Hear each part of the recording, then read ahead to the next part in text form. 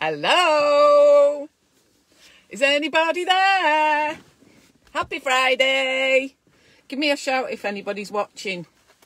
I always feel a bit weird talking to myself. Sorry, I am actually a minute late because I was just getting myself engrossed in doing something else. I was just reflecting on number one brolly.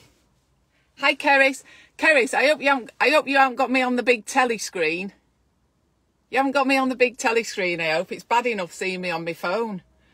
So, here I am. Happy Friday. Friday! Happy Friday! Oh, no. Someone's just parked behind me. When I do that Happy Friday thing, people look at me like I'm a bit weird talking to myself in the car, sat on my own. Anyway, brolly update. Brolly update. I've given my first of 3 brollies away. I thought, hi Heather. Oh, how are you? I'm just looking, that man. I'm just parked up on some random street. And I'm sure people think I'm a bit dodgy. Sat here talking like a loony in my car to myself. So anyway, I've given one of my brollies away. I just wondered whether, last lockdown, because obviously it was day 1 of lockdown 2 yesterday. And I wondered whether some kind council person would have scooped up all the homeless people and made them all cozy and safe. But anyway, there seems to be, I found a homeless guy outside Tesco Express, and I said hiya. I just sort of put my face round a post, hiya, and he jumped out of his skin. And here, do you want this brolly? Here, do you want this brolly? Yeah, he said. And I gave him it. He said, what is it? Because it's obviously in a sleeve. He said, what is it? I said, it's a brolly. A big brolly, like a golfing brolly. Well, it's not, it's a fishing brolly.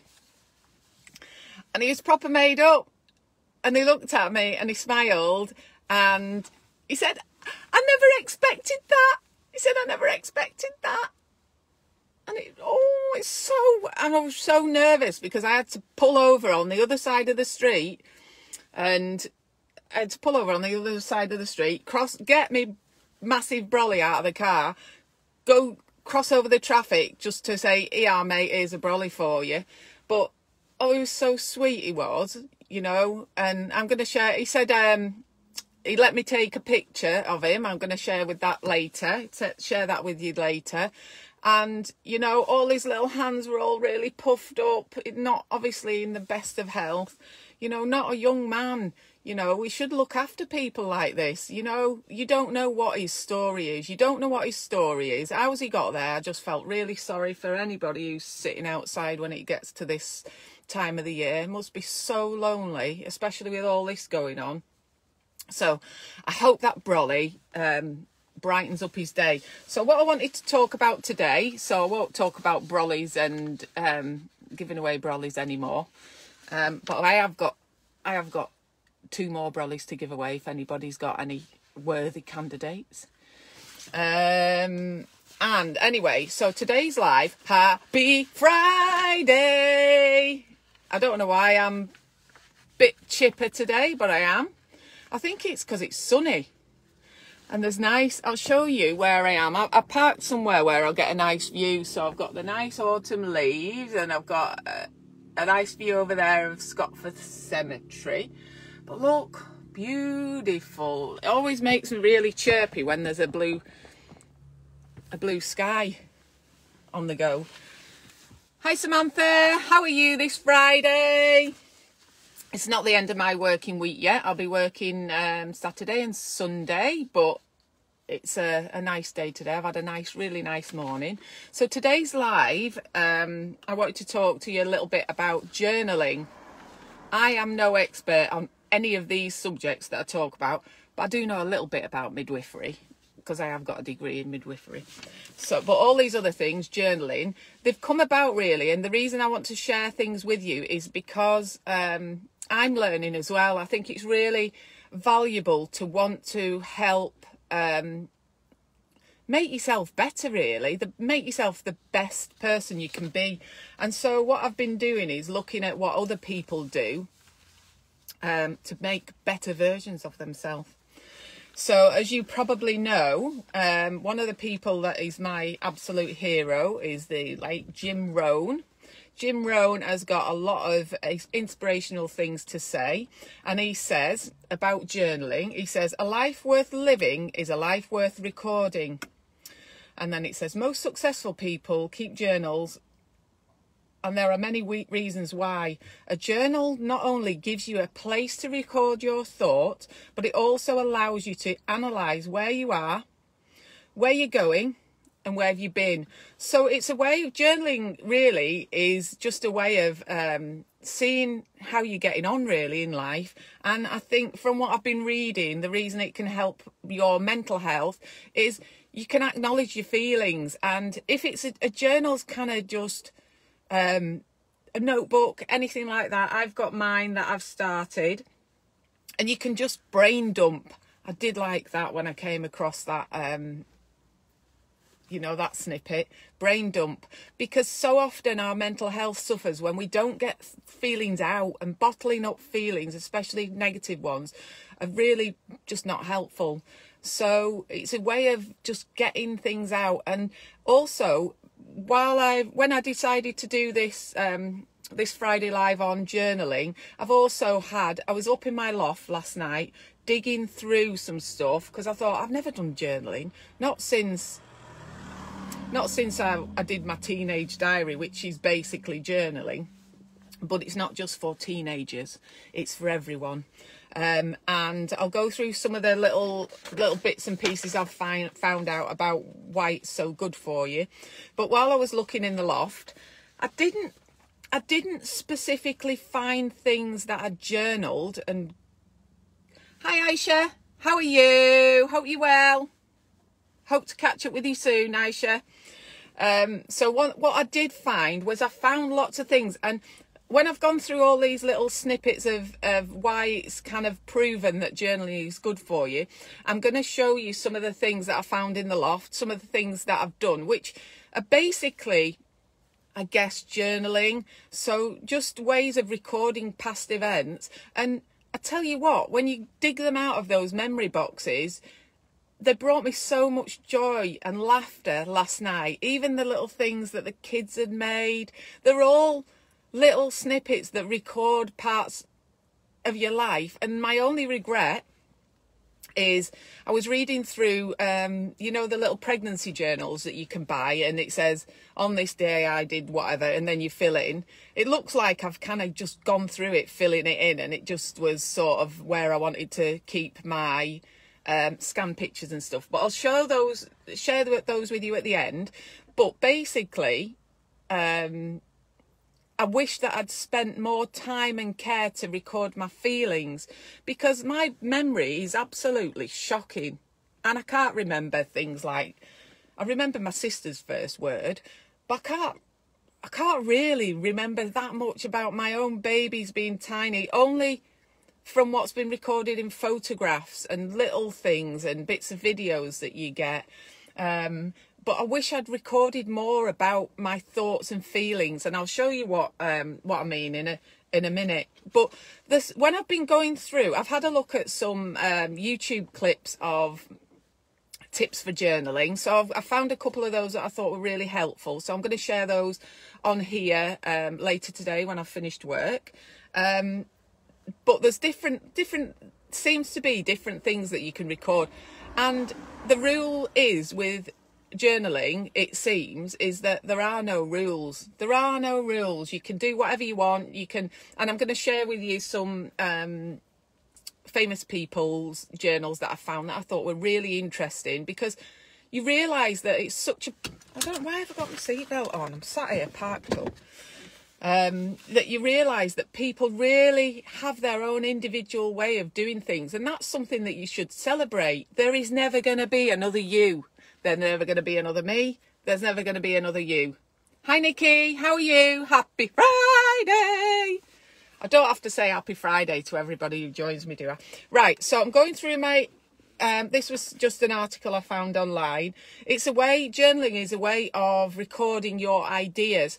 So if you're like me, like just ideas, it might be ideas about how you can serve in your job better, little things, creative things. I've always got ideas about how we can do things differently, and you know, some of them are stupid ideas, but oh, I've missed your lovely face. Happy Friday, Nikki. We always miss your lovely face.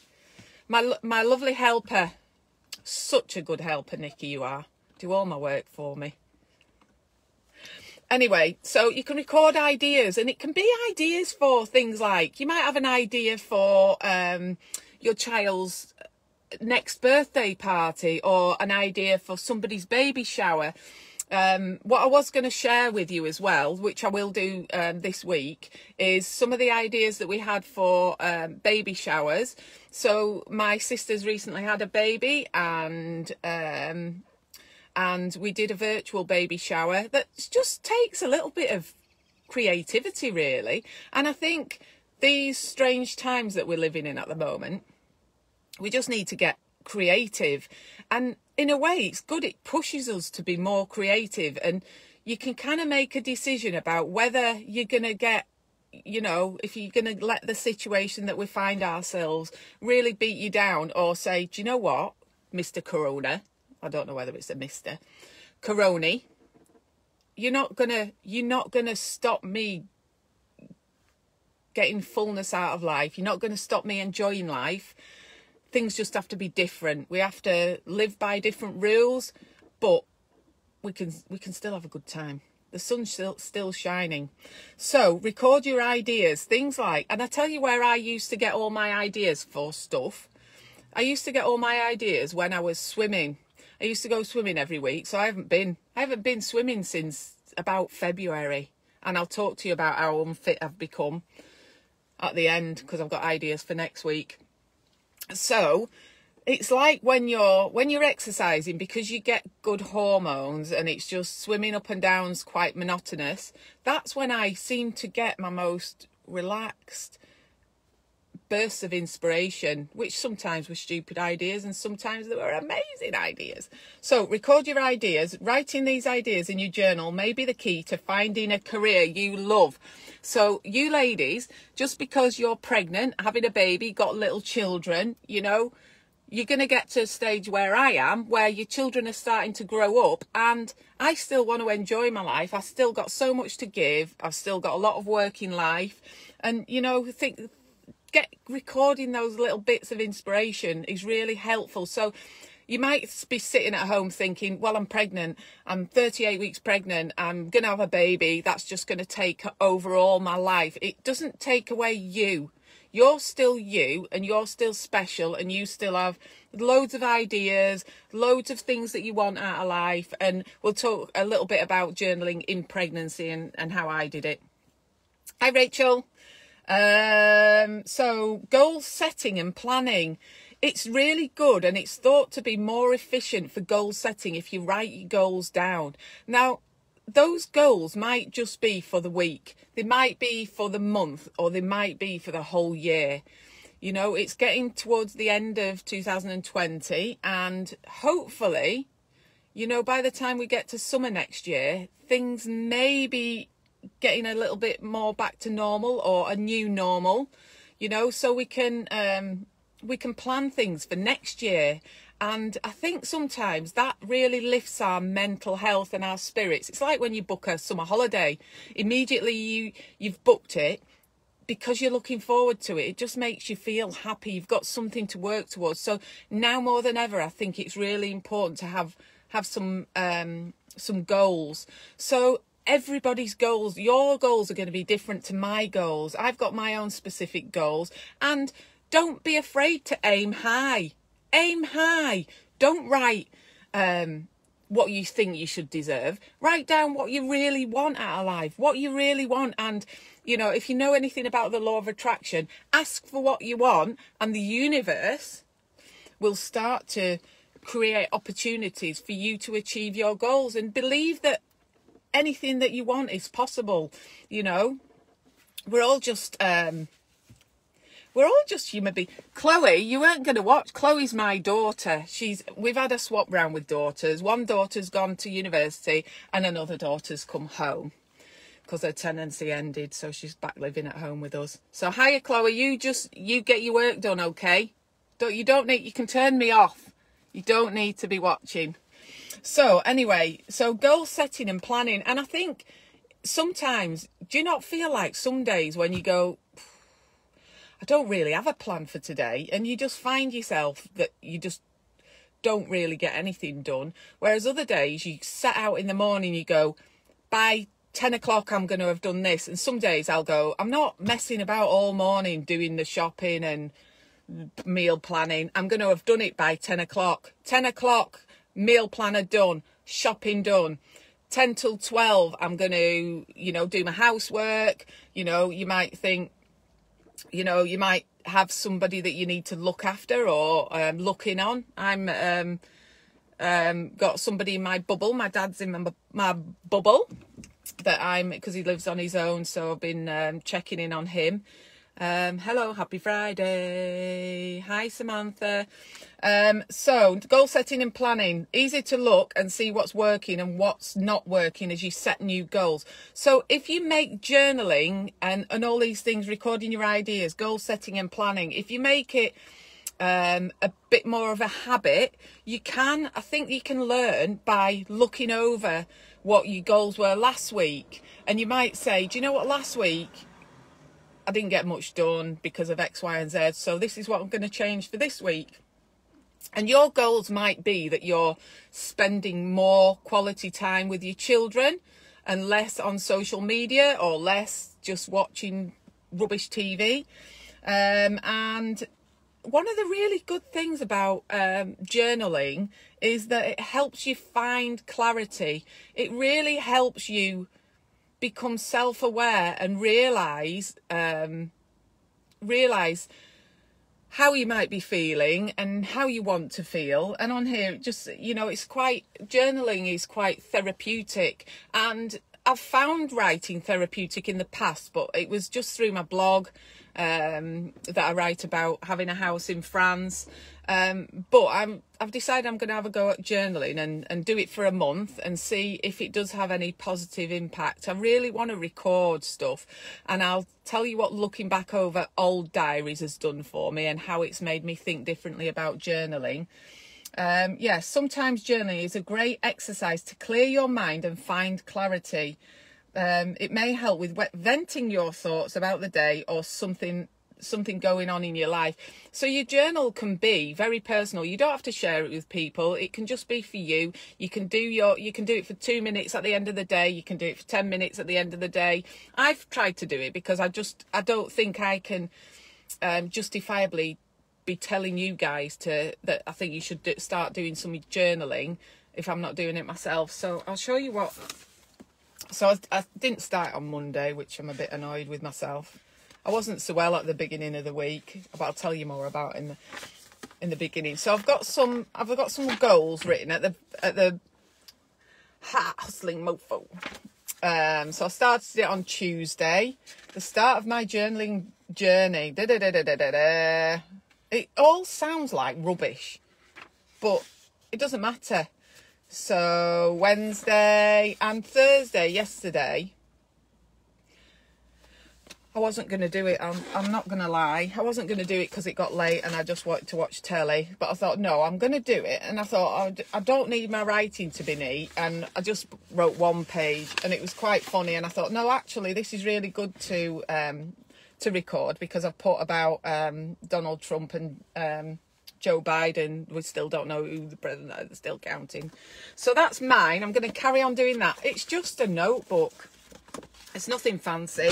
So, and it's really helpful to record things that are maybe making you feel stressed as well. And then you can look over it and maybe have a little look around the stressful event to see if there was other things that were happening that maybe were causing you to be more stressed. Things that you can track and see if you can change anything. Because if you're only ever stressed on a Friday because it's super duper busy in your job, maybe you'd not realise that, but maybe you can see a pattern developing, and it might be something that you'd be able to change. But if you're anything like me, I've got a memory of a goldfish, so I do need to write down more things.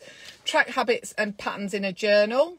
Whether you're trying to break a bad habit or implement a new habit, tracking your habit can really help.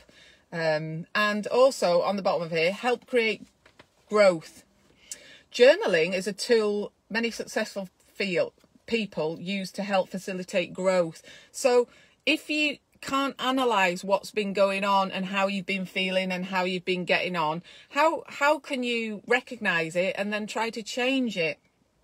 So it's a really good way to look inward, reflect and go, oh yeah, last year we were going through this coronavirus.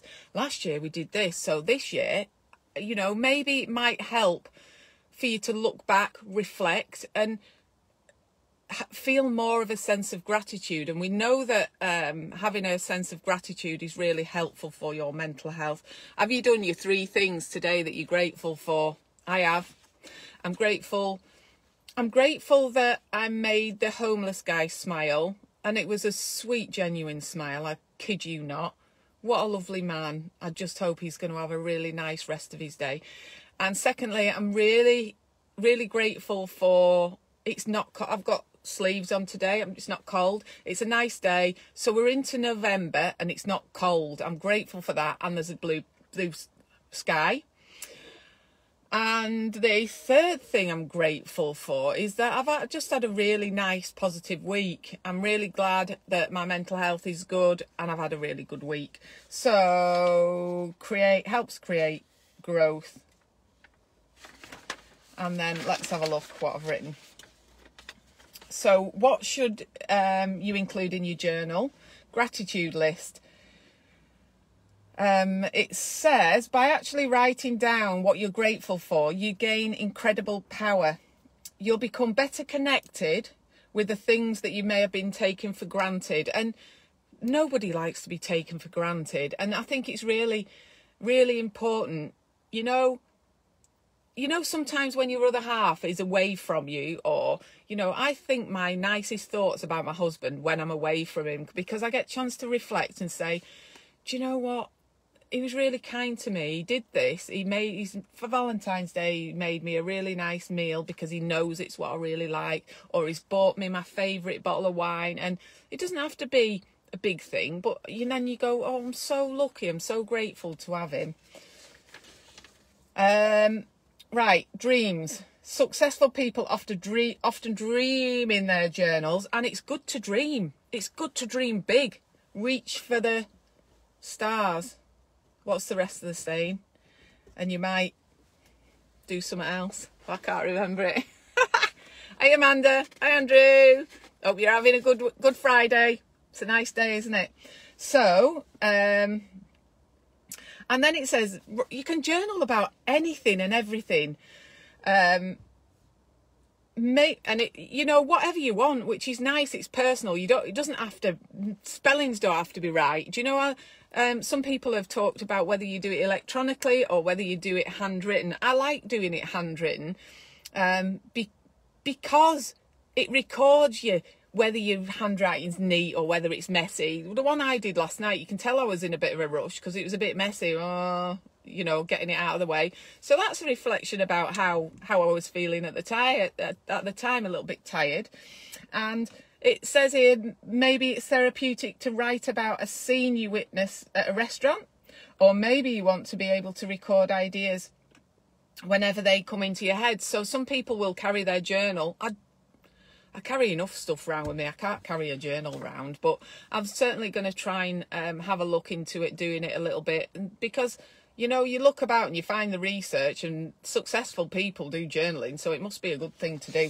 So this is from Why Successful People Keep a Journal by Denise Taylor, and I found that on a website called Amazing People. And then so famous people who kept journals. So I'll go through those, but on this one, where was this from? If you just Google 9 famous people who kept journals, benefits of keeping a journal. One of the things is apparently it improves mood. In addition to helping reduce stress. Reduce stress! Who doesn't want reduced stress? Journaling improves well-being and promotes happiness. We all want a bit of that, don't we? Cultivates mindfulness. So it's really good. We know it's really healthy to be mindful. And it might just be that you write. I'm going to try and remember to write in my journal this evening. I'm going to try and remember to write. I was looking out over Lancaster, blue sky, and aren't the autumn leaves so beautiful? The colours are so amazing, and it just shows nature at its most beautiful. So I need to record that actually I take time to look at these things around me and appreciate them. So it cultivates mindfulness. Journaling allows you to be in a state of mindfulness. It's easier to experience bliss when you're immersed in writing your thoughts on paper. Oh, that sounds lovely. Right.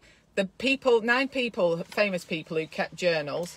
Leonardo da Vinci, Frida Kahlo. I've got some of these I've printed out and I'm going to show you them. Hopefully you'll be able to see them. Marie Curie. There's some pretty cool people on here.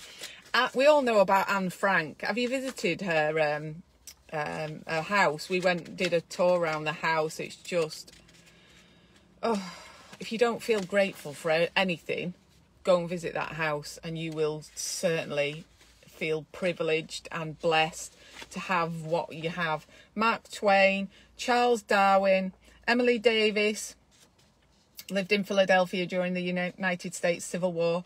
Lewis Carroll. Hi Sue, hi Emma, hi Amanda, hope you're all right. And Thomas Edison. So let me show you some of these. And what I loved about them is they are so personal. Right, can you see Leonardo da Vinci? Look at that. We've all seen his drawings and stuff. It just looks like a piece of art in itself, doesn't it? And then we've got, oh, look at Frida Kahlo's. I'm not sure I can read any of that, but it's pretty amazing, isn't it? That's pretty cool, isn't it? Can you imagine doing that and then your great-grandchildren find it in a loft somewhere? And then obviously we've got Anne Frank, so iconic, her journal. You know, what we wouldn't have learned from her had she not had a journal. That is pretty cool. That's what I aspire to do. Maybe have a few little cut out pictures and photographs. Aren't we all obsessed about having photographs on our phones and on our computers that we never really get a chance to look through them? Right, okay, so some science shows, this is from mic.com, mic.com. Science shows something surprising about people who still journal. This is by Rachel Great. This was written in 2015. And I've just picked out some little bits that I thought were really helpful. It just says, the study concluded... I can't spit. Put my teeth in. The study concluded that even 1 hour of writing about distressing events helped participants make sense of the events and reduce stress. One 2005 study found that the kind of expressive writing often connected with journaling is especially therapeutic. The study found that participants who wrote about traumatic, stressful or emotional events were significantly less likely to get sick and were ultimately less seriously affected by trauma than their non-journaling counterparts. That's some big claim, isn't it? You'll have to, if you're interested in that study, you'll have to have a look at that from mic.com. And writing, this is interesting. I like to know why things work, so I'm never just satisfied. Hi, Sarah. Hi, Margaret. Hey, Sarah. Congratulations, congratulations. I've got something for you, Sarah, but I haven't parcelled it up yet. I'll let you know. Don't get excited, it's only a pair of corks. Hey, hi, Hayley. How are you? Happy Friday. Right. Writing accesses the left hemisphere of the brain, which is analytical and rational. Maud Purcell, a psychotherapist and journaling expert, told Fast Company. While your left brain is occupied, your right brain is free to do what it does best, i.e. create, intuit and feel. In this way, writing removes mental blocks and allows us to use more of our brain power to better understand ourselves and the world around us. And the benefits of journaling are long term. We should be doing this stuff. I'm going to try it. If it's going to make that much different, I'm doing it. And the reason why I thought it was really good to write about, to talk to you about journaling is because how many of us, I feel quite privileged to actually live through these times, because they're what we would probably describe as tough times. It's away from our normal. So many things are changing. So many ways in which we interact are changing. The way we work is changing. The way we see or don't see our family is changing. And can you imagine how valuable your journal is if you want to share it with your own family? Or I'm doing this now because one day, one thing I've learned about being 47 is one day you're going to get old if you are very lucky. You know, when I was having a baby at 17, I thought I just longed to be older because everyone was so judgy about me being so young and being a parent. A very good parent I was too. Maybe not so much in my late 20s. Anyway, so what I thought was just give you some, hi Natalie, give you some ideas about what you can be writing in your journal. Because if you think about how different life is now, my oh my, even last year, this time, weren't we all getting excited about Christmas? We're getting together, arguing about who's getting the turkey, how many people you're going to be able to fit around your table. It's not going to be like that this year, is it? You know, journal and keep the journaling going right the way through Christmas, and you can record how different it is. And these are just a couple of things that I've got, right? Can you see that? So if you can't think about what to write about them things. Write about how it's changed everybody's lives and that. Oh my God. Trump versus Biden. That's Comedy Roadshow all of its own, isn't it? How not to behave when you're a grown-up. Anyway, I'm not into politics. So I've talked a little bit about how journaling can be helpful. And, you know, it's so important. And I'm always harping on about mental health. I'm always going on about mental health because it's so important, and it's as equally as important as your physical health. Your mental health is your physical health, because if you don't look after your mental health, your physical health will suffer. So I just drew something, and it's the way my little mind works, and I'm going to show it you because this is how I feel our mental health is. So I'm going to talk you through this diagram. I hope you can see it. Can you see it? Okay, so can you see the red wiggly line in the middle? So the red wiggly line in the middle is sort of bobbing along, just bobbing along really. Neither really happy or really sad. So if your emotions are sort of middle of the road, you're all right. You're not having a brilliant time, but you're all right. You're all right. And if you're bobbing along here, there's probably loads and loads of different things you can do to get you further up here to freaking amazing and so happy, right? So on this side of the wiggly line, we're doing all right. But when we get towards this wiggly line, we're sort of getting into the bit of a grey area where, by the way, I think this is normal to sort of flick up and down. Some people, like my dad's one of them, and he sort of goes along there, probably bobbing along up here. He doesn't let anything get him down, but I've never known him be absolutely ecstatic about anything. So you can see there's a pretty wiggly line that divides coping to not coping. So the reason I'm sharing this with you is because I am not a mental health expert. I just talk from experience, that's all. And the way I felt, so at the moment I'm pretty up here. So I'm creative and I'm productive and I'm hoping I'm helping others. I'm trying to, and I'm enjoying stuff, and life is pretty good. I'm pretty happy. I'm pretty all of these things. So I'm certainly not just about managing. I'm all right. I'm very, very lucky and very grateful. And I think that the reason I'm up here is because I've been trying so purposely to do the things to get my mental health up here. So there's a load of things that you can do to get your mental health up towards this freaking amazing. Hi, Cassie. How are you? Because are we all trying to get so happy and freaking amazing with a big smile on our face? Yeah? Okay, so let's talk about the problem area, okay? So the way I tend to be with my mental health is I'm pretty up here. I'm usually on this side, but I tend to be all in or all out. So what happens to me is if I have a bit of a do and a bit of a mental health dip, I tend to go quite deep down here. Yeah, so this is where I was in June. Can't go on like this.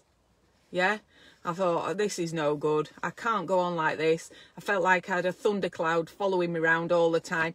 And that was definitely the time. If you're down here, not enjoying anything, crying all the time, can't know that this is not how you want to go on, you need to access help. And one of the things that stopped me accessing help sooner was because kind of scared about what people think, scared about the doctor, scared what the, you know, but one of the things you've got to think about is you do deserve happiness. Everybody deserves to be happy. Even the poor homeless guy, he deserves to be happy as well.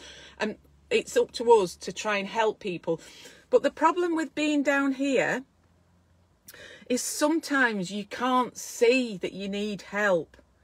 So, you know, you don't need to be a brain surgeon to notice changes in other people. Sometimes it's really hard to notice changes in yourself. It's really good if you can. But at these times, we should be noticing people, or we should try to notice people who are just need that help. And there is specialist help. There's Minds Matters. Google Minds Matters. There's loads of resources there. On our maternity website, there's lots of resources on there. And your GP can always give you advice, you know, and if they're busy. So if there's a queue of people, 15 people, you are 15th in the queue. Having to queue up for a GP's appointment doesn't mean that you're not worthy of that appointment. It just means there's lots of people that might need help with something or other at the moment, you know, but stay on the line. Just be brave enough to say, I'm really struggling at the moment.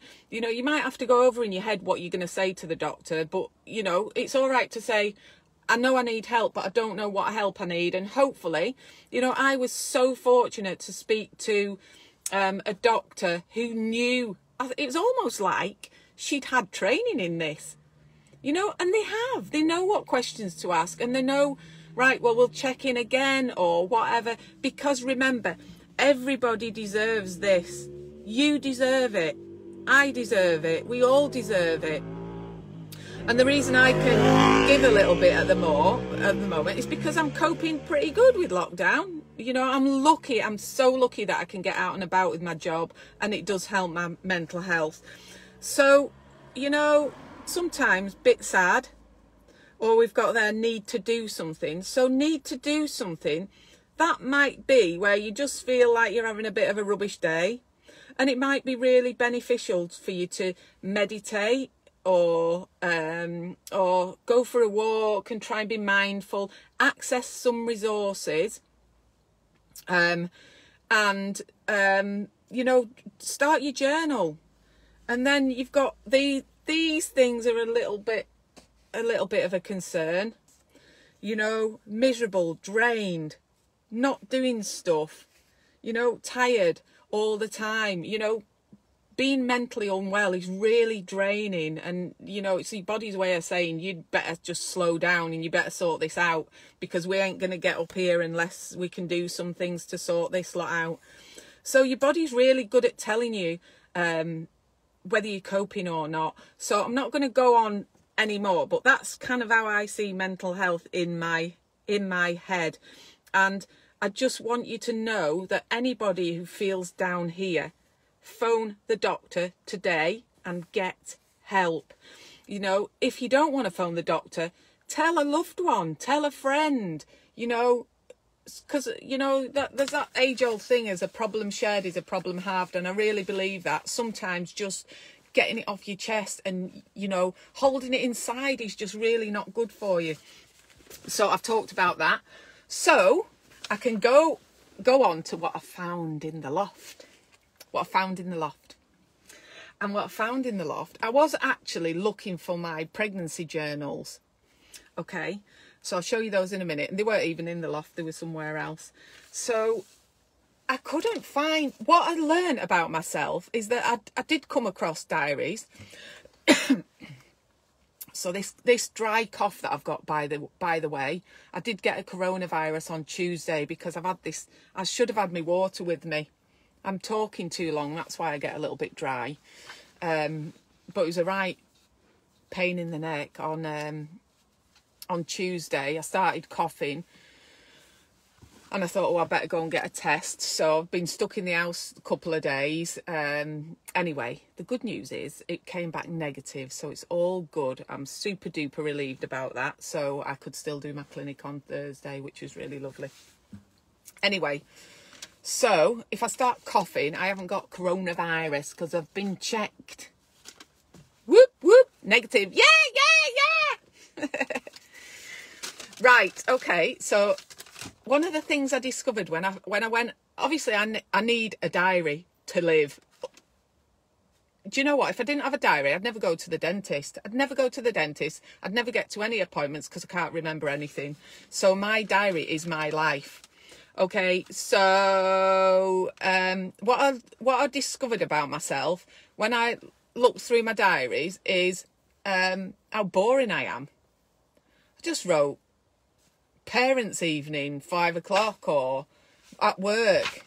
And I thought, oh, they're not even worth keeping these. It's so boring. It doesn't tell me anything about what I was doing. And this is only like 5 years ago, 2015. And I just thought, I'll keep them because they're a nice keepsake. And even though there's only like that much to write in, why didn't I just write how I felt or even what I did?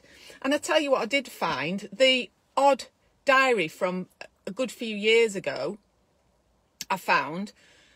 I don't know whatever made me write about something that had happened, because I never usually do. And I'd written, Dad's doing Julie's house up. It's got a long way to go, but he's working hard on it. And at that time, Julie is my stepmom, who very sadly is no longer with us. She died quite suddenly, really, really sad. And when I saw that in the diary, I thought it was so lovely to have a memory of her. And it was, you know, what Julie had done. It was just a snippet.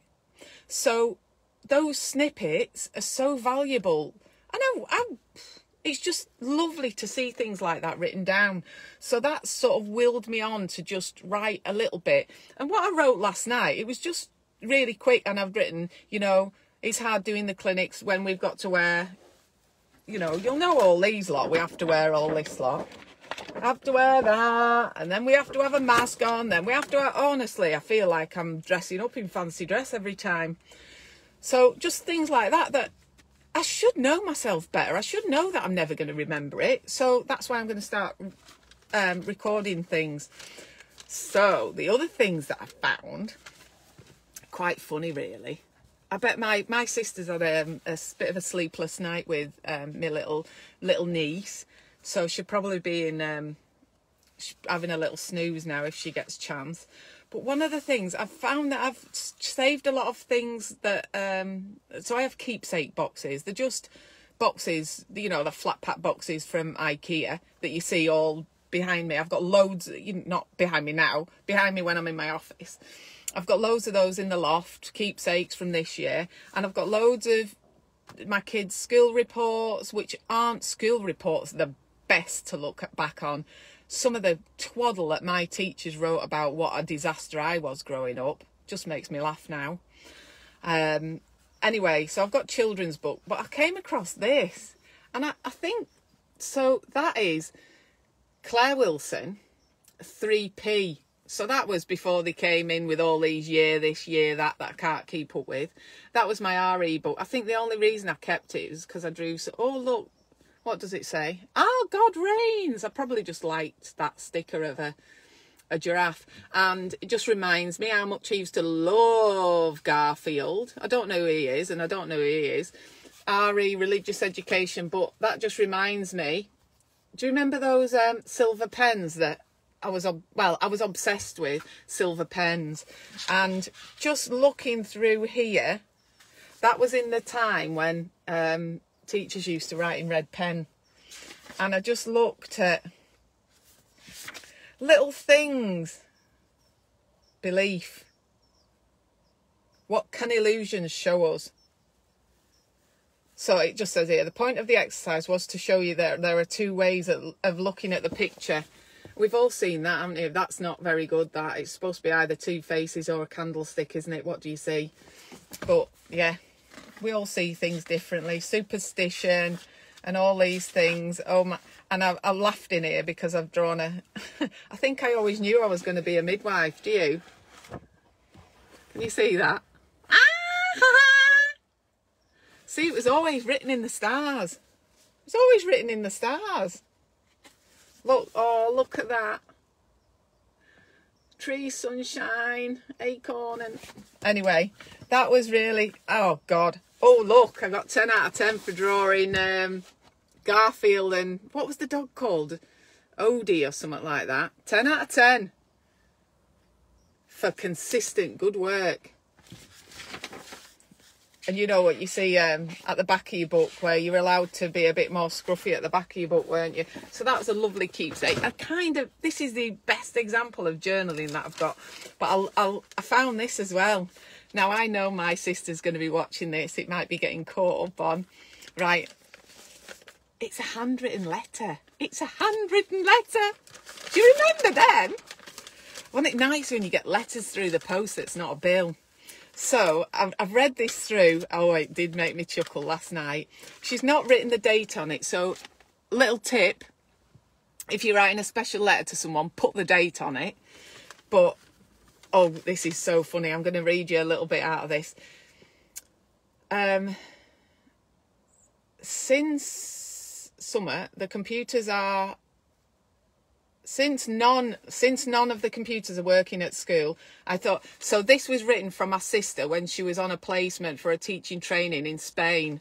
So she was writing for me. And I'll tell you what, it made me laugh, but it made me feel awful as well. And I'll tell you why. And that's why it's good to reflect on the stupid things you've done in your past. So she was working in a school with primary school children. Thought I'd write my favourite wise old sis a letter. Don't know if you read the first one I sent you, since you never replied. Ha ha! So, just kidding. No, you're a very busy lady these days. So what that told me was, that is rubbish, isn't it? That is rubbish. She's written me one letter. I didn't even have the courtesy to reply to her. I was just... At that time, though, I think I was too busy having a good time. Late 20s, I think that was. Before I met my husband, I was probably far too busy being a rubbish mother and enjoying myself. Anyway, what were the other things I'd read? Oh, it was funny because she's written about this. I think he was called Eduardo, but that's not what she's written on here. She's written something else. So, some troubles with her relationships and whoever she's seen, Eduardo.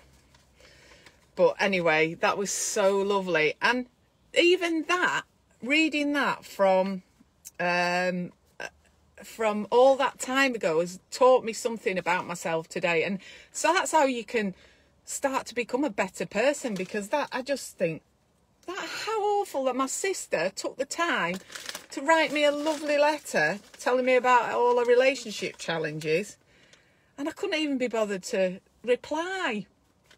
I think that's why I'm trying to get some brownie points back.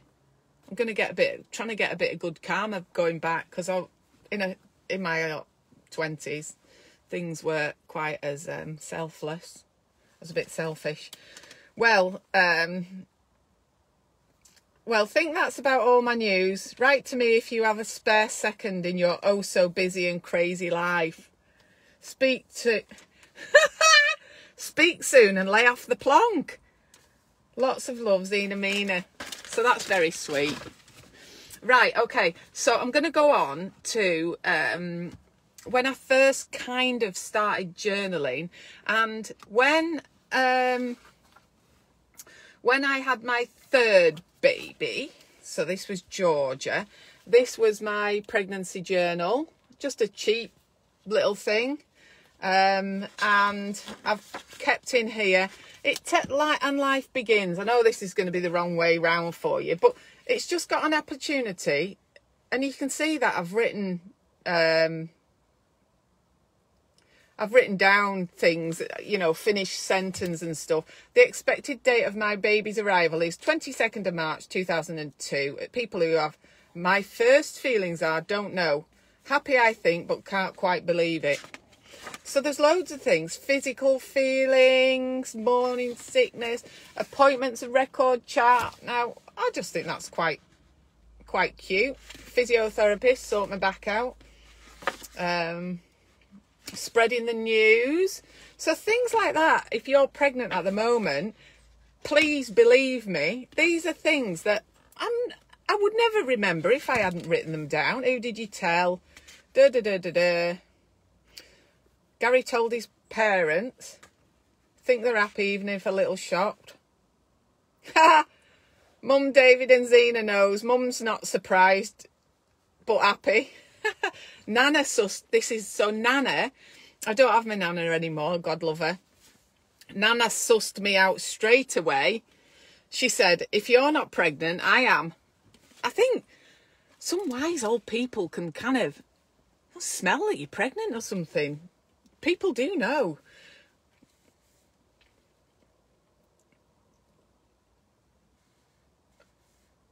Some old fashion. I'm not even going to read this bit. Some old fashion saying. That's how my Nana could tell I was pregnant. I had a face the colour of rags or something. Don't know. So first portrait. There we go.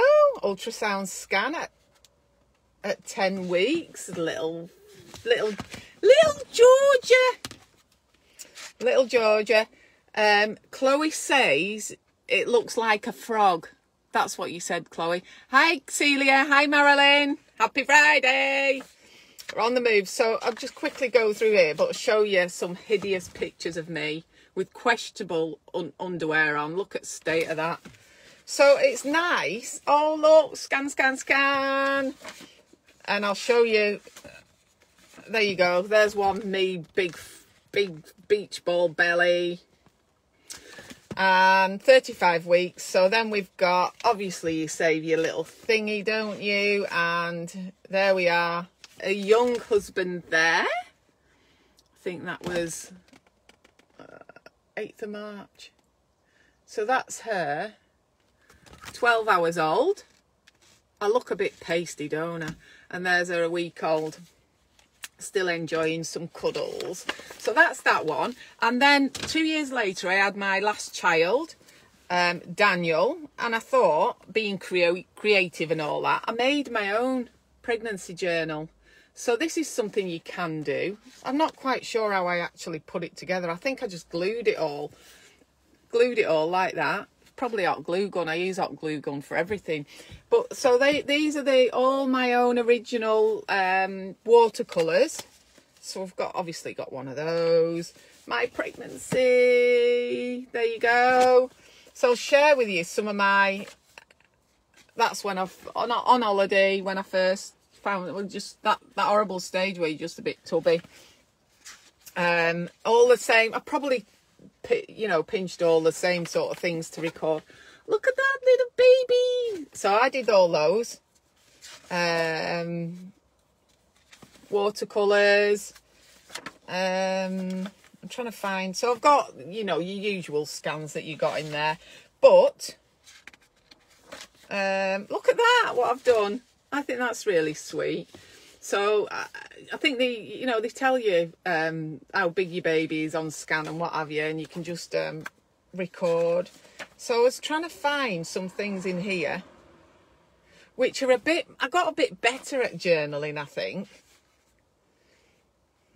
Oh my God, I've put here, it's a little bit about weight. So week 14, I've put 7 pounds in weight on since finding out about my pregnancy. Now weigh 9 stone 10. 9 stone 10! I'd love to be 9 stone 10 now. Oh, my friend's friend had a baby girl, Amy. Been looking for curtain material for the front room, and Gary's been working up in the loft doing the conversion. So, famous people who are pregnant. That's always a brilliant one to record. Sophie Wessex and Prince Edward. Ulrika Johnson, Sophie Ellis-Bextor and Gwyneth Paltrow. I just think, it just reminds you of the times, doesn't it? Molly was born, and there's another one of my watercolours. Hope you're not offended by nude watercolour paintings. See, I've written about my Nana in here, which is really sweet. Nana has decided she will have a trial at Laurel Bands nursing home, as she's really not managing well at home. Her legs have gone completely now. Hope she likes it. Oh, bless her. So, oh yes, it tells you about there. And this is how your thoughts and feelings can help, because with my last baby, I've had a little bit of a scare, a bit of a bleed and stuff, and so I've written about my placenta tearing a little bit, but it was all right. I think I was a bit rambash, lifting and carrying and moving, but luckily we got checked and everything was all right. More watercolours. See if I can find some hideous. Oh, this is awful, this picture, but I'm going to share it with you anyway. Can you see? Can you see? I'm at 31 weeks. Anyway, I've probably weighed less than I do now. And what I wanted to share with you is what I put here. Can you see week 32? I've done an envelope, and at the bottom I've put, use some paper and a small envelope to write a short letter telling your feelings and hopes. Telling your baby your feelings and hopes for the future. Fix here. I couldn't be bothered to do it. I wish I had done it. I'd love to know. Wouldn't you I'd love to have a letter off my mum when she was pregnant. Wouldn't that be so sweet? And that's something. Write your baby a letter. And even if nobody ever gets to see it, it's there. It's there. It might mean the absolute world to somebody when you're not here anymore. When you're old. Another rude, naked picture. I used to do life drawing at college. Oh my God, that is so horrible. Oh. Look at me hair. Look at the state of that. 36 weeks. So, one of the other things that I did in this journal, can you see? And I don't know really how different it is, but I've got a supermarket receipt that I've just put just for interest, really. Hi, Hanan. How are you? Just for interest, really. You look back and this was done in 2004. So it's just so easy. Oh, God. Oof. So there he is, little Daniel. And I'll share with you this because she always fills me up so much. A boy at last. So I've got pictures of grandparents and things. They're really dodgy photographs, aren't they? They're not well printed out. But I'll share with you at the end of this. If you've ever had the pleasure of meeting Jane Tomlinson, that's her, checking my boy. All that. So she continues to be wonderful since. I think she'd not long been qualified in 2004. Just as nice now as she was then. Beautiful asset to our midwifery team. We're so lucky to have her. Right, what I wanted to share with you as well was, you know, your red book. Your red book's kind of like a journal, really. And I've got three red books for my three youngest children, because that the red book's not changed that much. But what I did find was one for my eldest daughter. Is going to be. She's going to be 30 next year. So that was the child health record from 1991. And I've looked in it, right? And you can see I've not written her NHS number in it. I don't know whether I knew I was supposed. I've written my name and address and stuff. But one thing that, look, I've got basic in there, right? But all the rest of it is, you know, I've got weights there of my baby, how much, because you still obviously went to clinic and got your baby weighed, but that's pretty much. So Charlie 7'10", then 9'1", so she was weighed. They were always doing all right, but oh look, so we've got a record of vaccinations, but look, I was a bit sad about that. Child's progress and development. Oh, I have done that. Can you see that? So I have filled that in myself. Smiled 6 weeks. Reached for a toy 2 months. Slept through the night 6 months. No, slept through the night 4 months. Crawled 6 months. Boom. I was a very lucky mummy. I've got to admit. And things like that. I've not got... All of it's blank.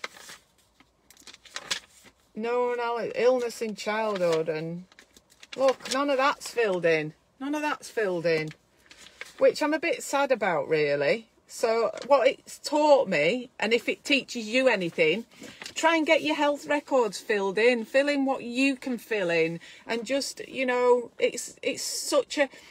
The red books have like got 5 years worth of valuable information, and they're really good because if you're never going to remember everything that happened. So that's her record, which was nice to look at.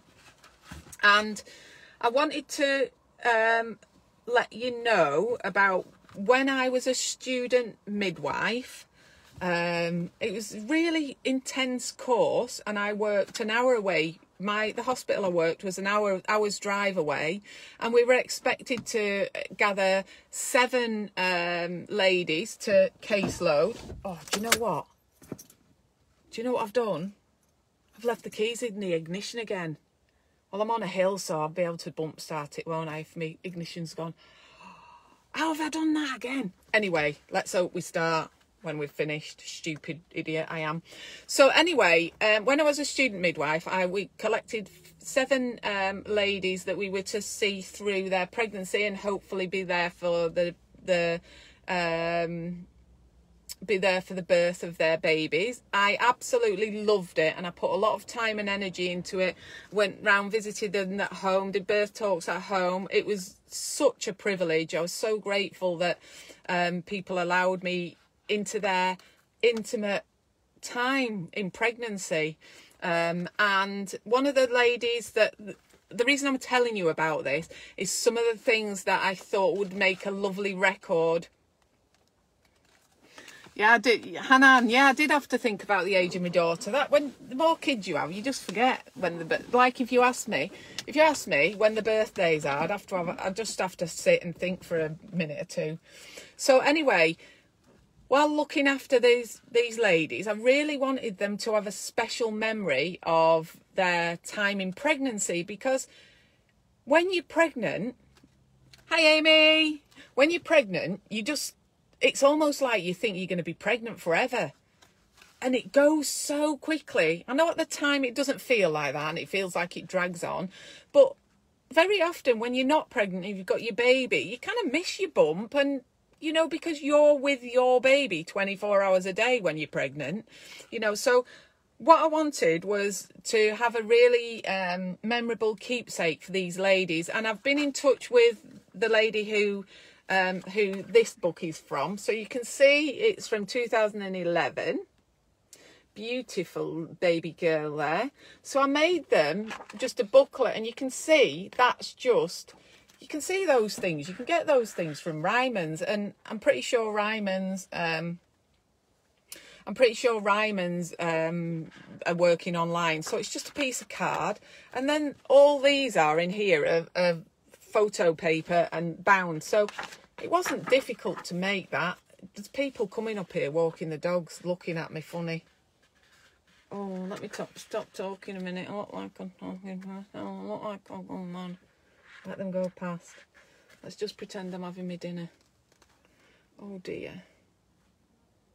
No, they're just standing there. Oh, we're going back now. I'm doing a live. So, it's just got a little cutout there.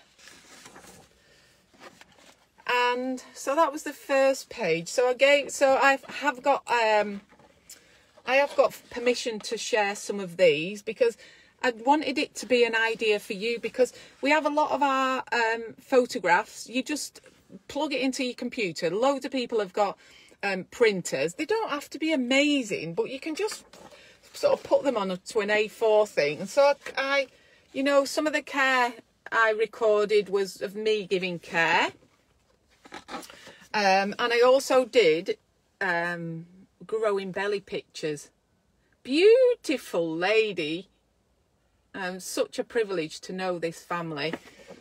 So you know, take pictures of your tummy, you know, and there I've got the pictures of me going around with the doll and pelvis, because just letting them know how things work. And I'm not going to show you the intimate pictures in labour, but there's no rude pictures. But I'm going to share with you the moment, and I'll tell you a little story about this lady. One of the things I feel so privileged for in my job is the trust people put in me, and that's why I take my job very seriously, because I know I get let into some extremely intimate moments, and I hope I can build up a trusting relationship with my ladies so I can help them, and it's lovely.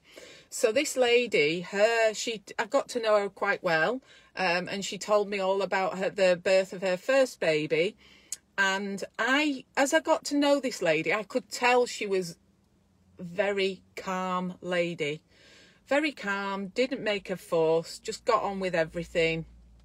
And one of her anxieties she shared with me was because when she went into labour the first time, she coped amazingly well. She did so well at home. And she'd rung the maternity unit and they'd said, no, stay at home, stay at home, stay at home. And I think because she was so brilliant at coping in early labour, she almost didn't sound in distress enough over the phone, I guess. So what happened was labour ended up progressing. She had a beautiful bath, waters went, and it had to be an ambulance job. And one of her anxieties was she was so worried she was going to have that baby in the ambulance, because for a first-time baby, she coped amazingly well. And baby came really quite quickly. And the more relaxed and calm you are, the quicker your baby will come, most of the time. So with a second baby, second babies are a little bit more unpredictable, and you never know how it's going to work out. And all this lady wanted was just to be in hospital. That was her preference, to be in hospital and to be nice and calm and not feel like she was, you know, going to give birth to a baby in the back of an ambulance. So I said, right, it's okay. I know I'm an hour's drive away, which I thought, Claire, you're going to have to get your skates on if you're going to make this birth. So I said to her, when you think you're going into labour, you phone me, you call me. So she was quite happy to do that. And obviously, as a student, I'm never looking after a lady on my own. I'm always overlooked as a student midwife by a qualified midwife. So she did call me. I got there. No, hang on, I've told that wrong. I think what happened was she called me. She'd gone to the hospital, and the hospital said, well, you know, you're not far enough along in your labour. It's best for you to go home. And because of the experience she had in the past, you know, she she was a little bit worried about having to make the journey home. So I said, right, okay, if they'll let me, I'll keep an eye on you, even in early labour. And, you know, so hopefully we can keep your room there. And just because I wanted it to be nice and calm. And I was so glad I did. I got there, and it's so lovely and calm. And that baby came really quite quickly. I'm so pleased she didn't go home. And one of the first lessons that I learned about being a midwife was you listen to the women. Listen to what they're telling you, you know. And this is the special moment, and she's given me permission to share these pictures with you. This was the moment where baby was passed through her legs, and she just, oh, so beautiful, such a beautiful moment, and everything just worked out so brilliantly. And so, you know, I've got in here beautiful pictures of Dad's first nappy change, and, you know, me doing baby check there. And they're just, for me as well, they're such valuable. There we are doing the baby checks. Such a valuable memory for me as well, because it reminds me what a massive privilege my job is, you know, to get to share such special moments. And I've got some pictures of, you know, oh, so cute, because I went to visit them postnatally as well to do their checks, which was beautiful to see that family growing and continues to grow. Oh, so cute. That's when I had a bob. So that is beautiful. So I guess what I've done is I've written little things in here. My student midwife came to visit me at home twice while I was pregnant. We talked about all kinds of things, how to cope in labour, blah, blah, blah. You know, I've written little things on there about what we did. And they're things that you can do in your own pregnancy to record your own you know, pregnancy journey. And it's so personal to every woman. This here still got the same old logo. That logo's been knocking about for my painted pregnant lady. It started off just as a watercolour like that. So this you can see it's from 2011 when I was doing my training. I just got those made up, and I gave those to all my ladies to do note-taking, journaling, whatever they wanted. So we're getting to the end of things now. I don't even know what time it is. And just another couple of things. So I'm going to try journaling. I want you to as well. And out of the loft, it's not a journal, but it's kind of any kind of journal really, because it's a recording of memories. And my daughter Chloe made this for me. Happy Mother's Day. She's chosen all the best pictures of me, by the way. 2013. And the reason I've got this out is because it's reminded me of all the beautiful little quotes. Don't count the days, make the days count. There's two of my little girls. Do not pray for an easy life, pray for the strength to endure a difficult one. Oh, there's my two daughters. One missing there. The only man or woman who never makes a mistake is the man or woman who never does anything. So true. Oh, this is lovely. So this is me and my daughter, Chloe, and she's put on that page, your life is your message to the world. Make it inspiring. So that's full. Oh, look, strive for progress, not perfection. So this is full. Oh, this is lovely. I've got to read you this quote. Look at that. That's me and my husband being silly. Don't know what we were doing then. Oh, I think that was Chloe's 18th birthday. I like this quote. In seeking happiness for others, you find it for yourself. And that is so true. It's such a big part of looking after your mental health, is doing things for other people. And that brings me on to so yesterday we went into lockdown 2, and I just wanted to quickly share with you, because it's a journal in pictures. not in writing. So I'm going to start with the writing journal. But this here is one of the photo book, I think it is. Or is it photo box? I don't know. But you can get these on the internet. So what I did lockdown 1 was I just collected loads and loads of different pictures. And it's really nice because it was in all that time where we had the nice weather. And you can see the blossoms coming. We're doing planting things and, you know, some of the games we played. And even though I only did that this year, we've got all sorts going on there. Look, lavender, so many, such lovely memories. Oh, my babies, look at my babies. Sorry, I've got to stop calling them my babies.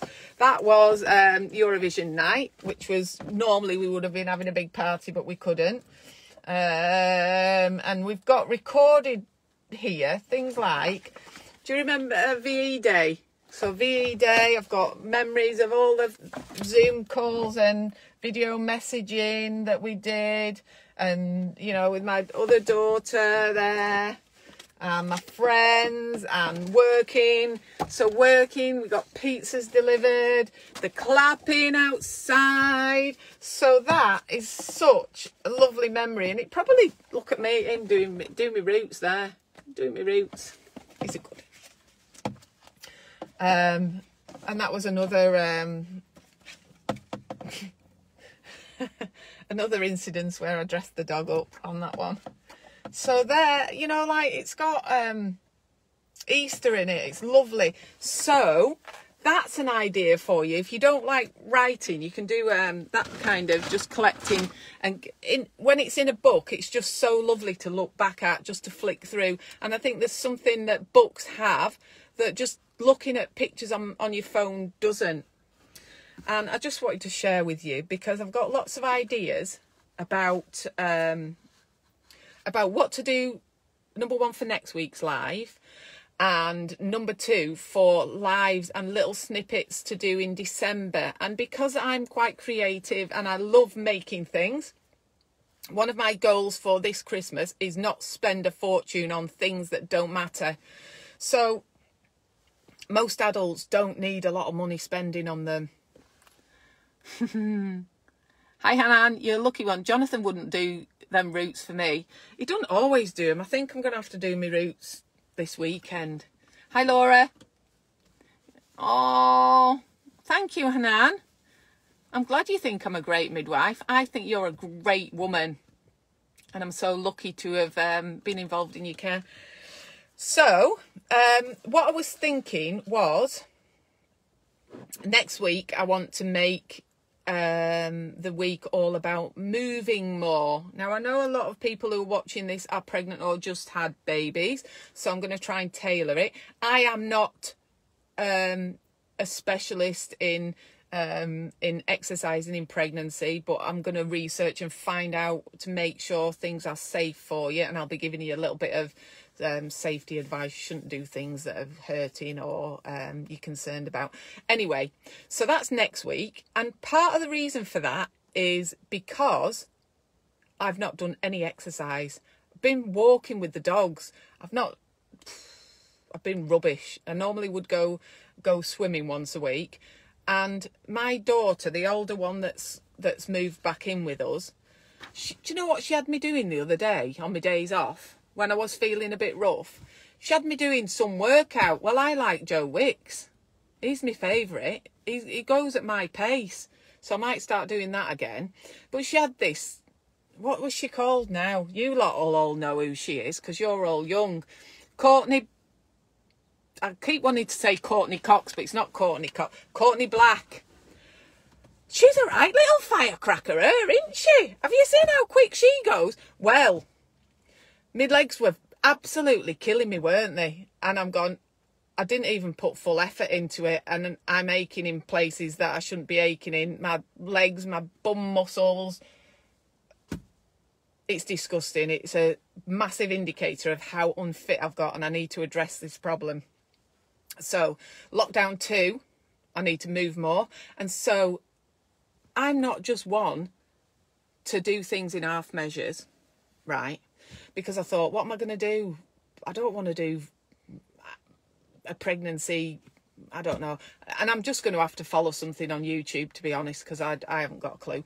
But one thing I was thinking about was doing it in the garden. So it's a good excuse for me to clear up the decking and the garden and make a nice area, because as I've shown you, it's a lovely day today, and it's so beneficial for us to spend some time outside. If you're lucky enough to have a garden, try and make yourself a little area, and being in nature and, is really good for you. It's not good for you.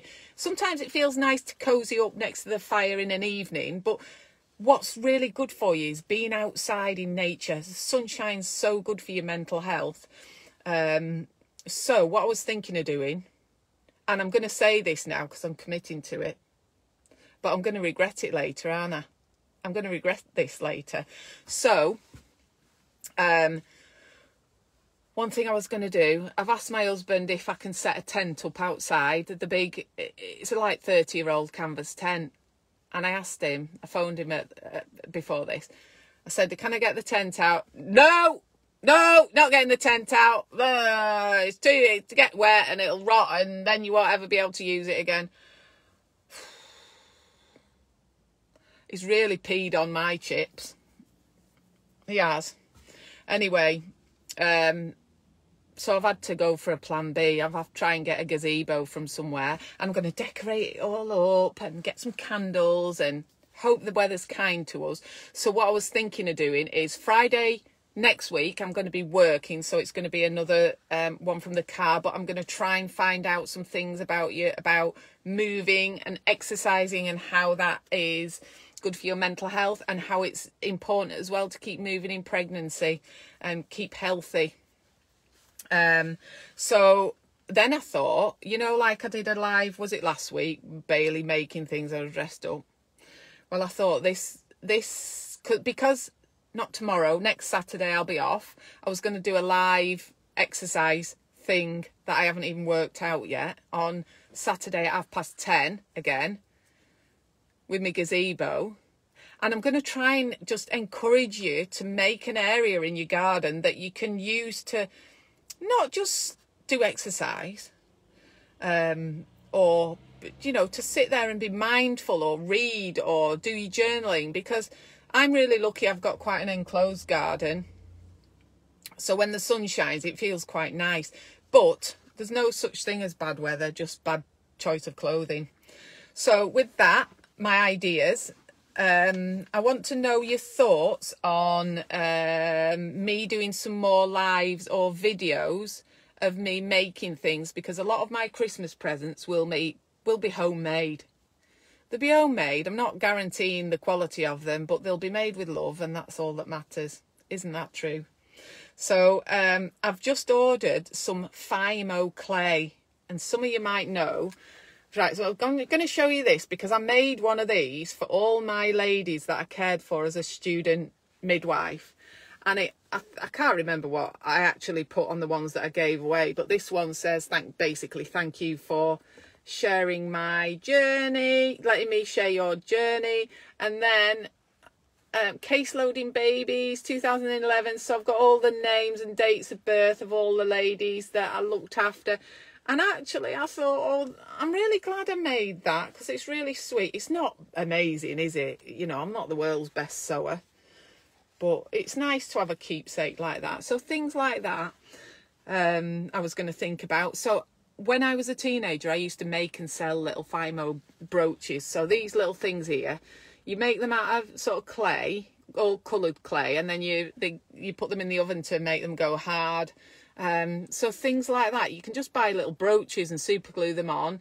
And I've actually found loads in my keepsake boxes. I found loads of little Fimo models that my kids had made, and they're so priceless. We've got orange spiders and goodness only knows what. Anyway, just to let you know these stones that are painted. that are on their way to delivery suite. Therefore, any midwives, there's only like, I think that I counted them, there's about 38 of them. But all those stones that are painted, I wanted little organza bags. So I ordered some. I've got like 100 of these. Have you seen the size of them? I've never been good with sizes in the internet. Them brollies that I got were way too big. That ain't fitting in there, is it? So I've had to order some more little organza bags, but they will fit the little tiny ones in. I can do this. So hopefully they'll be on their way to delivery suite, and any midwives that feel that women need a little bit of extra encouragement, hopefully they'll give you a stone.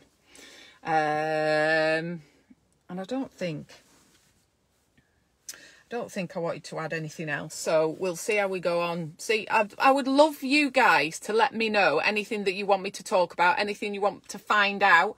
I'm going to ask some of the managers if there's any possibility we could do a live in the delivery suite. Obviously we can't go into the rooms unless they're empty, but see what she thinks and see if she'd be happy to maybe answer any questions that you might have.